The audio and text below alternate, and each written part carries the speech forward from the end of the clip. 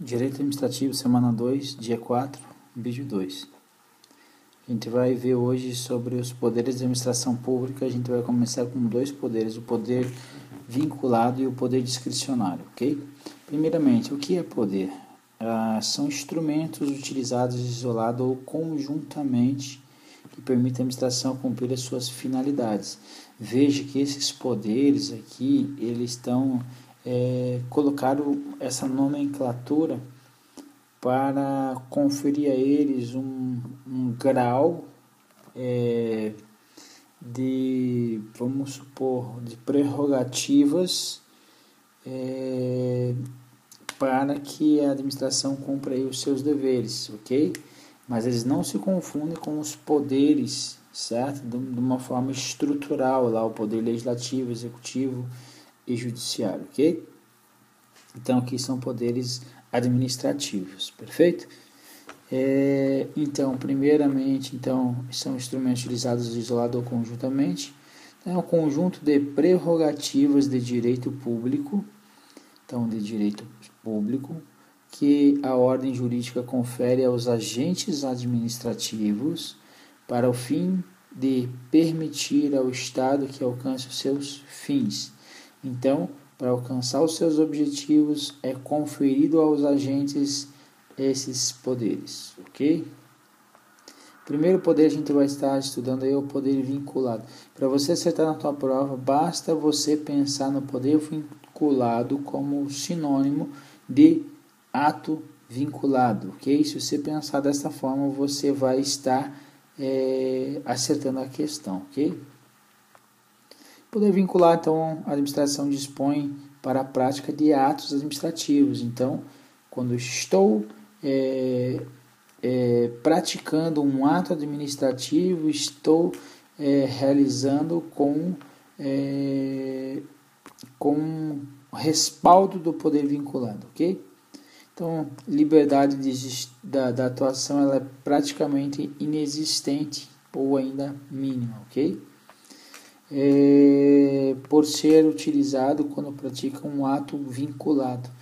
Novamente, o que é um ato vinculado? É um ato que é obrigatório, certo? Que eu não tenho margem de discricionalidade, eu não tenho margem de escolha. Vandir, me dá um exemplo novamente, por favor. Você passou no concurso, certo? Dentro do número de vagas, então você passou lá em primeiro lugar. Agora são 10 vagas, vamos supor. Você está perante um ato vinculado da administração. Qual o ato vinculado da administração? A administração não pode convocar o segundo colocado sem antes te nomear. Então, é obrigatório ele te nomear? Sim, é obrigatório. Então, nós estamos em frente a um ato vinculado, ok? Um ato vinculado. Outro exemplo, numa licitação pública, nós estamos adquirindo um bem, certo? Por meio de, então é um bem comum, por meio da 10.520 nós temos a modalidade de pregão eletrônico, ok? Então imagine nessa situação você está comprando este bem e aí teve uma proposta mais vantajosa, aí foi pelo tipo menor preço, vamos supor, está comprando um computador, certo? Computador, a primeira empresa ela deu o último lance dela a R$3.000, certo?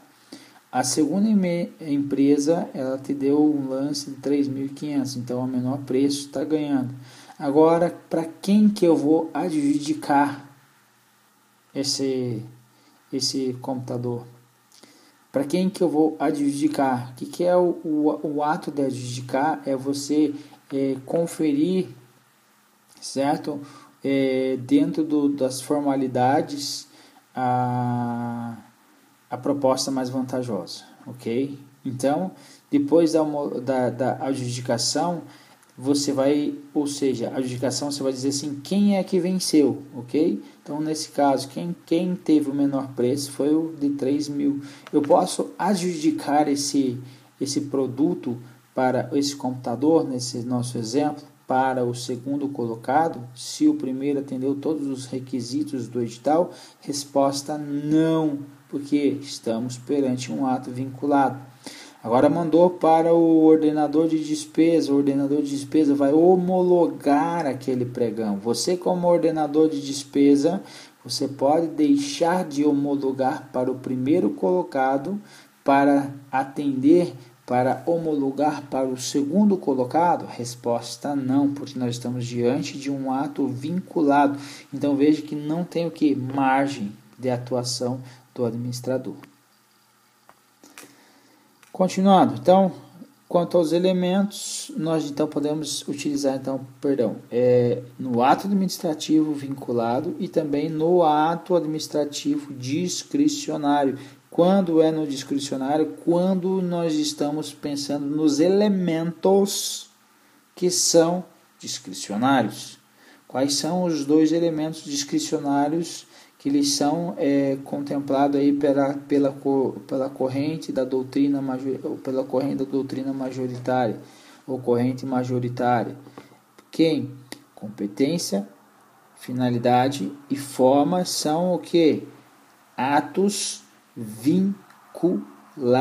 Então, nos atos vinculados, nós temos então a manifestação do poder vinculado, e nos atos discricionários, quando nós estivermos perante os elementos vinculados, competência, finalidade. Então, motivo e objeto não estão presentes aí pela doutrina majoritária. Então, fica atento com relação a isso. O que mais?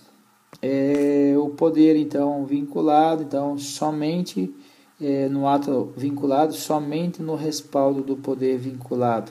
Agora, o ato discricionário, por nós termos elementos que são vinculados e elementos que são também discricionários, então nós podemos ter aqui a manifestação aqui do poder vinculado e do poder discricionário também, ok? Continuando, então, quando a administração pública pratica um ato vinculado ou quando observa os elementos vinculados de um ato discricionário, ou seja, quando nós estamos perante um elemento como, por exemplo, a competência ou então a finalidade, também a forma, nós está cumprindo muito mais um dever do que exercendo uma prerrogativa. Ou seja, você está perante um ato obrigatório, e esse ato obrigatório, os autores vêm dizendo que é muito mais um dever do que um poder propriamente dito, ok? Mas está dentro dos poderes aí, ok? O segundo poder que a gente vai ver agora é o poder discricionário. Ele confunde-se com o ato discricionário. Pensa em ato discricionário, você vai acertar as questões também, ok? Tudo que nós estivermos lá estudando em atos discricionários servem aí para poder discricionário. Então, conferir da administração pública para a prática de atos discricionários. Então, para praticar um ato discricionário, eu tenho a atuação dentro do poder discricionário, ok? No campo de atuação dele. Então, também está nas suas revogações. Então, não só quando na prática, também quando na revogação nós estamos aí perante o poder discricionário. Então, nós temos como a gente já sabe, uma razoável liberdade ao agente administrativo. Poderia me dar um exemplo para continuar, para ficar fácil, então. Você foi nomeado em primeiro lugar, então não teve liberdade de atuação da administração em nomear o segundo colocado antes de você. Então, obrigatoriamente, tem que seguir a ordem da classificação. Então, você foi nomeado, ok? Agora, você chegou ao RH, perfeito, ou gestão de pessoas, como queira, que é o nome mais correto, moderno, hoje, atual. Chegou lá em gestão de pessoas, você é formada, por exemplo, ou formado em psicologia, certo? Então, você gostaria de estar atuando numa área que envolvesse psicologia. Mas você passou para o quê? Para o cargo de analista judiciário, a área administrativa, ou técnico judiciário, a área administrativa. Quando você chegou lá, você falou acerca da sua formação, e a pessoa que estava fazendo essa sua entrevista, depois ela te colocou para exercer o exercício, para você começar a trabalhar, não na área de gestão de pessoas, mas se colocou lá numa área de contabilidade, por exemplo. Poxa, mas o que tinha a ver contabilidade com a tua formação? Era a necessidade da administração, você passou para um cargo administrativo, certo? Então nós tivemos aí a atuação do que? Da liberdade de escolha do agente administrativo, da autoridade que está conferida essas prerrogativas a ele. Então ele teve a escolha, ele optou pela contabilidade, ok? Então nesse caso ele tem o que? Uma razoável liberdade aí de escolha. Então esse é o sentido da situação. Quando eu tenho uma razoável liberdade, então quando eu estou falando perante ao motivo ou objeto, elementos dos atos administrativos discricionários, ok? Pela corrente majoritária. Então nós já vimos lá em atos administrativos também que o núcleo essencial do ato administrativo e também nesse poder discricionário é quem? O mérito administrativo.